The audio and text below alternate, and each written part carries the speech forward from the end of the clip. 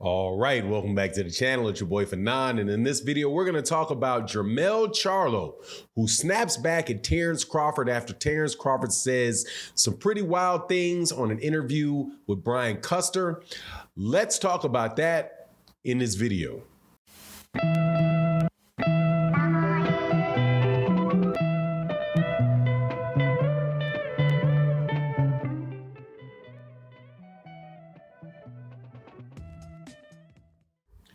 All right, welcome back to the channel. It's your boy Fanon, and in this video, we are going to talk about being the 154-pound division where Terence Crawford has some things to say about Jermell Charlo in an interview with Brian Custer, and Jermell Charlo responded.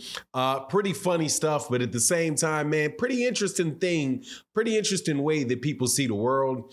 Now, before I get into that, though, let me welcome you back to the channel. If you are a longtime subscriber and supporter, like my guy Q Lee, welcome back to the channel, and thank you so much for your support in the super chats, the cash apps, and in the super thanks that you can see below with the little dollar sign and the heart. And also, if you are new to the channel, hit that subscribe button and join the family. We really do have a lot of really good boxing conversations that go on here.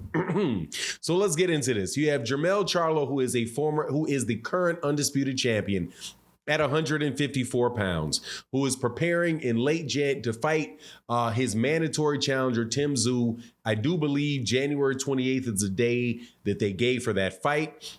He's going to be defending the WBO, the WBC, the IBF, and the WBA belts that he consolidated in his last win with Brian Castano.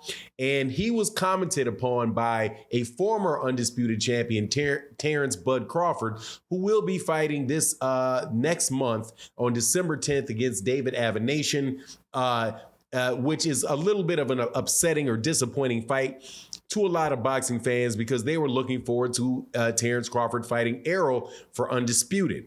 Now, Terence Crawford was asked about Jermell Charlo and fighting Jermell Charlo, and he said some things to Brian Custer that to me kind of like boggled the mind a little bit, but you know, people see the world how they see it. And he said, look, man, yeah, he absolutely would go fight Jermell Charlo and he would beat Jermall Charlo. He said he'd beat Jermell Charlo easily.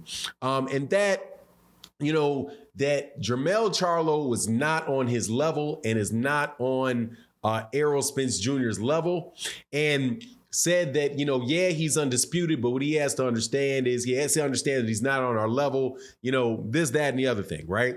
So Jermell Charlo responds that pretty much brushes off the conversation about the being undisputed and all that, and pretty much says, look, man, you're scared of Errol Spence Jr. You said you skipped out on the money. You skipped out on the fight for your money. I understand, you know, if you got to make money, that's all fine. I got to feed my family too. But man, you scared and don't come up near 154 pounds, because what you don't understand is that doing that at 140 pounds is fine, but it's a big difference between 140 and 140 becoming undisputed at 147, and even a bigger difference between coming in fighting at 147 and fighting at 154, where these boys crack real hard up here.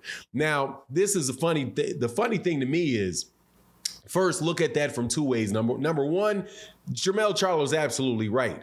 And Terence Crawford saying that, yeah, he's just going to go up there and whoop Jermell Charlo easily. To me, man, it's like, man, come on, man. I mean, I know that's what you're supposed to say, but anybody that actually believes that, man, I got something to sell you, okay? Jermell Charlo is without a doubt one of the most underrated fighters in all of boxing, and that dude got his undisputed championship at 154, and he got it the hard way, man. That dude fought a bunch of very, very good fighters to get to 100, to get to be the undisputed champion at 154 pounds, because 154 pounds was a stacked division when he started, and he pretty much went through the entire division and cleared out a whole division to where now we're at the point where there's only people are talking about him fighting or people coming up. Because if you remember, there used to be Terrell Gaucher, Landy Lara, Jermall Charlo obviously moved up. There was J-Rock. There was my guy, what's my man's name?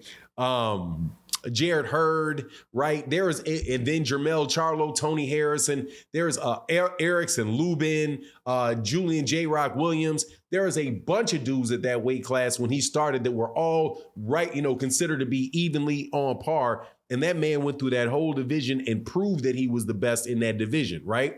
Now, for Terence Crawford to say that his undisputed, or to imply that his undisputed is any different than Terence Crawford, is any different than Jermell Charlo's undisputed, is a little mind-boggling to me, especially when he says, Terence Crawford says that the thing that separates him, Terence Crawford, from Errol Spence is that Errol Spence doesn't know what it's like to be undisputed, right? That you're never the man. You're not the man in the division unless you become undisputed, right? So you have a man that is undisputed, but when you talk about Jermell being undisputed, it doesn't matter. He's not on Errol Spence Jr.'s level, even though Errol has never been undisputed, right? But Terence is at another level than Errol Spence because Terence was undisputed. It's like, man, come on, man. How about we be a little bit more, consistent in the things that we say. However, the idea that this is going to be some easy fight for Terence Crawford, man, I would love to see it.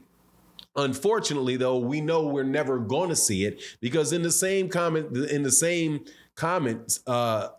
interview, Terence Crawford pretty much says he's not going to fight him because he says, he puts it on Jermell Charlo and says, Jermell Charlo has all of these, he has all of these mandatories he's got to take care of because he's undisputed. But he fails to mention that he himself can become a mandatory for Terence for Jermell Charlo because he has the WBO, he's a WBO super champion, and he can go right up there and challenge that and become a mandatory for him. And if there's another mandatory after Tim Tszyu, right, which is, I do believe, a Madmadov, something like that, I'm probably getting that guy's name wrong, step aside money to him and make the big fight with Jermell.